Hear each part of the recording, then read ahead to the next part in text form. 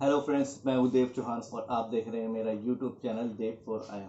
दोस्तों, आज मैं आपको उपनल के बारे में बताने वाला हूं, यानी कि उत्तराखंड पूर्व सैनिक कल्याण निगम लिमिटेड के बारे में, जो कि एक मान्यता प्राप्त संस्था है जो कि पूर्व सैनिक और उनके आश्रितों को रोजगार प्रदान करती है।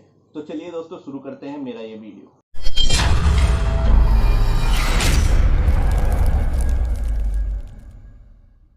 जैसा कि आपको पता है कि इस समय कोविड-19 का दौर चल रहा है, तो उपनल के जो रजिस्ट्रेशन है वो केवल ऑनलाइन ही मंगाए गए हैं। पहले ये ऑफलाइन भी मंगाए जाते थे, लेकिन अब केवल ऑनलाइन मंगाए गए हैं।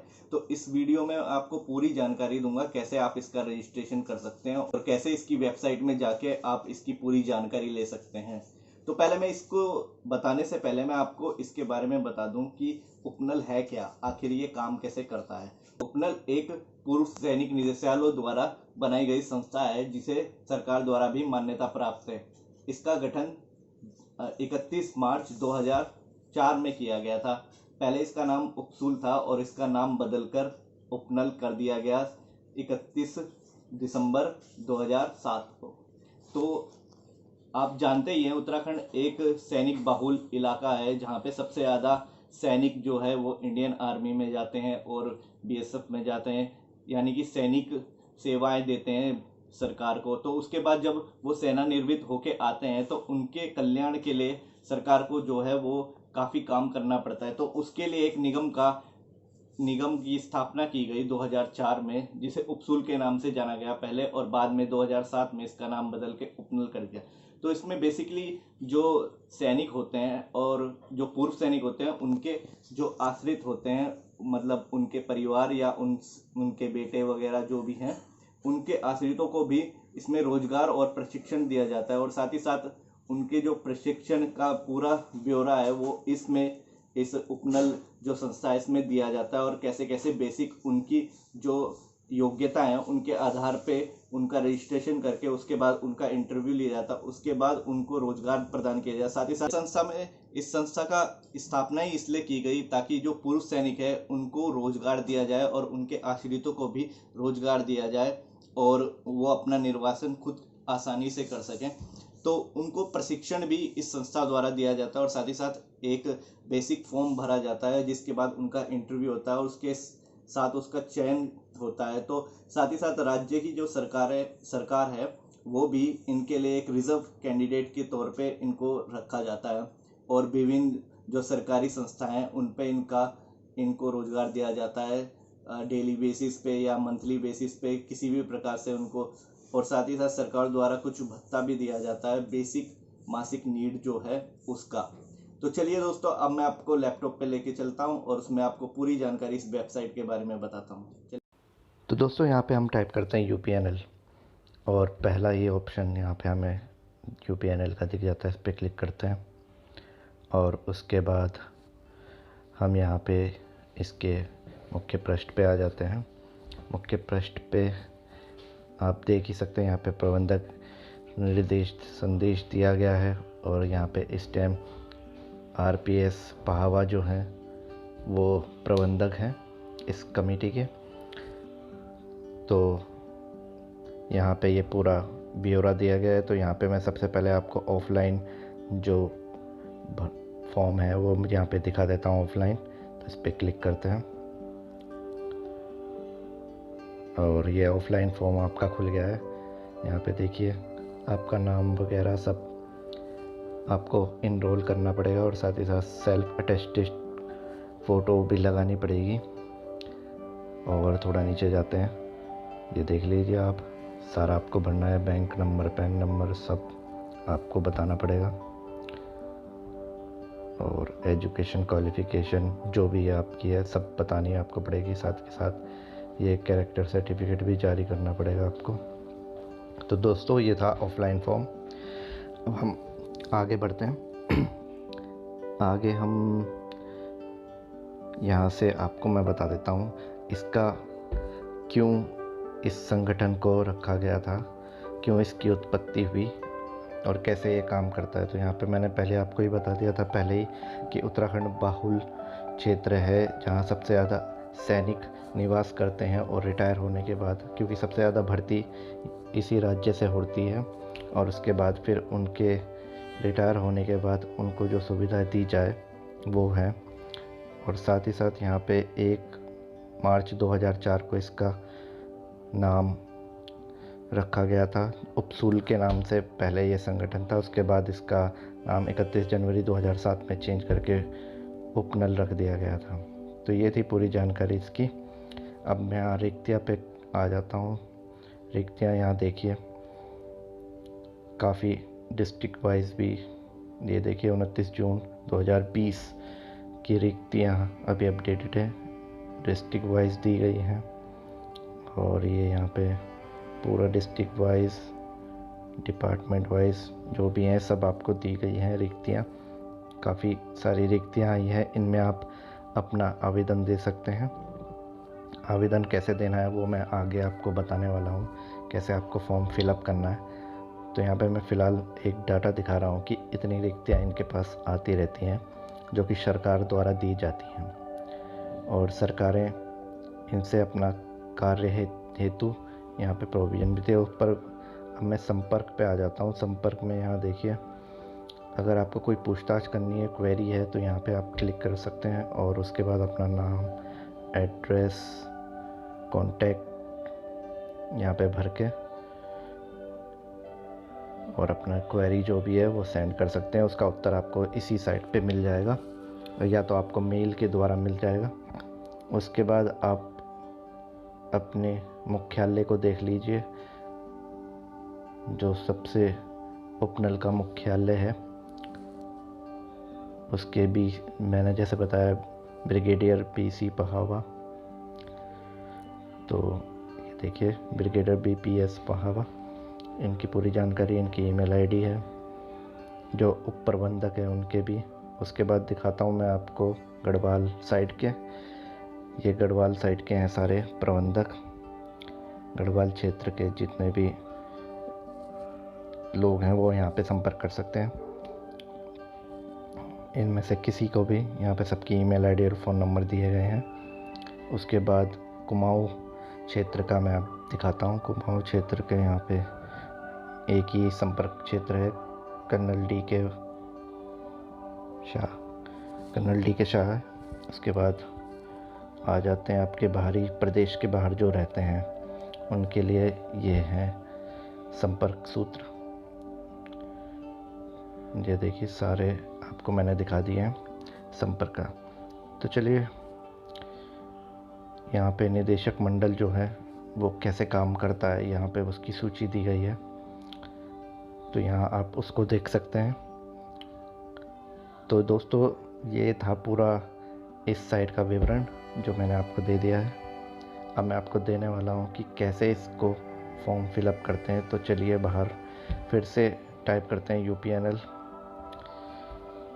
एक मिनट, चलिए यहाँ पे UPNL टाइप करते हैं, और टाइप करते ही आपको सबसे नीचे नामांकन का ये ऑप्शन चूज़ करना है, और नामांकन ऑप्शन चूज़ करते ही आपके ये देखिए फॉर्म पूरा खुल जाएगा। अब इस फॉर्म को आपको फिलअप करना है। तो सबसे पहले यहाँ पे आप देखेंगे फॉर्म फिलअप के लिए सबसे पहले एप्लीकेशन टाइप ESM डिपार्टमेंट या BDO जो भी आपको है इनमें से सिलेक्ट करना है। और उसके बाद यहाँ पे टाइप ऑफ सर्विस यानी आर्मी नेवी किस में थे आप या आपके फादर जिनके अनुसार आप भर रहे हैं ये फॉर्म वो बताना है। उसके बाद आप सेल्फ हैं, आप सन हैं, डॉटर हैं या वाइफ, ये बताना है। उसके बाद आधार नंबर आपका और डेट ऑफ बर्थ, फिर मोबाइल नंबर आपका और ईमेल आईडी आप यहाँ पे फिलअप कर देंगे। उसके बाद ये आपको नियरेस्ट आपको चुनना है हेडक्वार्टर, नियरेस्ट देहरादून या हल्द्वानी, जो भी आपको नियरेस्ट लगे। उसके बाद आज की डेट आ जाएगी यहाँ पे, इनरोल डेट जो उसमें आज भर रहे हैं वो डेट ऑटोमेटिक ले लेगा ये। और उसके बाद सर्विस नंबर आपके फादर या आपका जो भी सर्विस नंबर है वो यहाँ पे आपके डालना है। और rank number, rank of ASM जो भी है। उसके बाद एएसएम जिसने काम किया है उसका आपको नाम भरना है, आपके फादर का या आपका खुद का नाम भरना है यहाँ पे, अगर आप सर्विस करते हैं फ़ौज में। उसके बाद नीचे आते हैं हम, अपना जो भी अभ्यर्थी आवेदन दे रहा है उसका नाम भरना पड़ेगा नीचे वाले कॉलम में। देखिए नेम ऑफ एएसएम यहाँ पे तो फ़िलहाल आपका, उसके बाद नीचे वाले कॉलम में जो है आपका नाम आ जाएगा और उसके बाद एड्रेस, यहाँ पे एड्रेस आ जाएगी आपका नीचे, यहाँ पे आप एड्रेस फिलअप करते हैं। अब ऑफिशियल डिटेल में आ जाते हैं। यहाँ पे आपको डेट ऑफ जब आपने डिफेंस में ज्वाइन किया था वहाँ की ज्वाइनिंग डेट, उसके बाद ट्रेड, किस ट्रेड में आपने किया था, कौन सी यूनिट में आपने किया था, और पीपीओ नंबर, उसके बाद आपका मेडिकल कैटेगरी कैसी है वो आपको बतानी पड़ेगी। उसके बाद डेट ऑफ डिस्चार्ज, यानी कि आपने जब वो जॉब छोड़ी उसका आपको बताना पड़ेगा, और जॉब का रीज़न, जॉब छोड़ने का कारण आपको बताना पड़ेगा। लास्ट यूनिट कौन सी थी आपकी जहाँ पे आपने काम किया, और कैरेक्टर ये बुक है आपको वो बतानी पड़ेगी। उसके बाद जीएसके कार्ड नंबर आपको बताना पड़ेगा, और जीएसके कार्ड के बाद जीएसके ऑफिस आपको ये बताना पड़ेगा। उसके बाद आते हैं हम क्वालिफ़िकेशन पे। क्वालिफ़िकेशन में यहाँ पे आपको सिविल जो क्वालिफ़िकेशन 12वीं या जो भी है आपकी वो बतानी पड़ेगी। यहाँ पे मिलिट्री क्वालिफ़िकेशन, यहाँ पे सिविल क्वालिफ़िकेशन जो भी है, उसके बाद मिलिट्री क्वालिफ़िकेशन आपको बतानी, जो मिलिट्री में रहते हुए आपने प्राप्त की हो वो।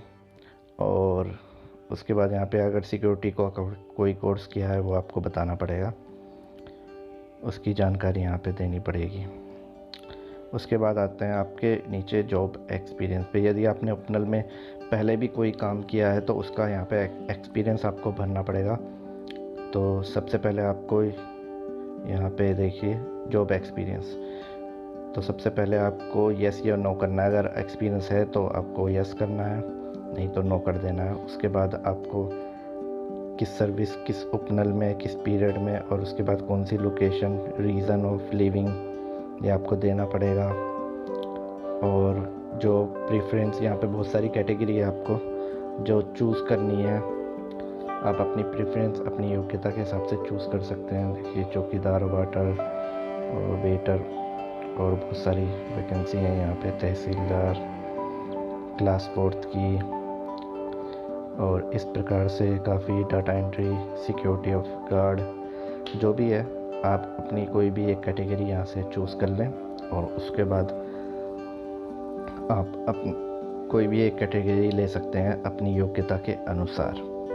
उसके बाद आपको आगे चलना है।